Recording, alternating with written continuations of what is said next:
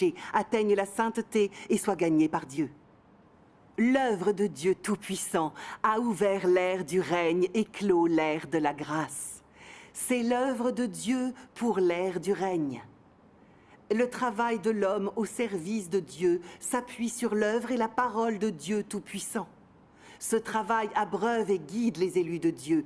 Il les conduit à pénétrer dans la réalité des paroles de Dieu et dans le juste chemin de la croyance en Dieu, en diffusant et en rendant témoignage à l'évangile de Dieu Tout-Puissant sur la venue du règne. C'est le travail de l'homme employé par Dieu à l'ère du règne. Ça nous permet de voir que l'œuvre de Dieu lors de ces deux incarnations correspond au début d'une ère et marque la fin d'une autre. Ceci est orienté vers la totalité de l'humanité et constitue une étape de la réalisation du plan de gestion de Dieu. Il s'agit précisément de l'œuvre de rédemption et de salut de l'humanité. L'œuvre de Dieu lors de ces deux incarnations atteste que seul Dieu peut exprimer la vérité dans son œuvre pour purifier et sauver l'humanité.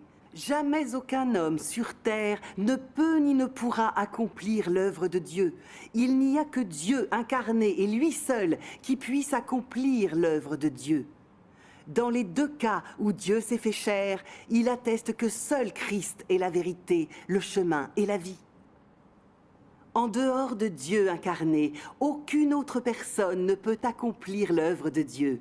Aucune autre personne ne peut ouvrir une nouvelle ère, clore une ancienne ère ou encore sauver l'humanité. Le travail des hommes employés par Dieu se limite à être en harmonie avec l'œuvre de Dieu pour conduire, guider les élus de Dieu et remplir le devoir de l'homme. Quel que soit le nombre d'années où l'homme a œuvré et le nombre des paroles qu'il a prononcées, quelle que soit l'importance de son travail vu de l'extérieur, il s'agit uniquement du travail d'un homme. C'est un fait incontestable.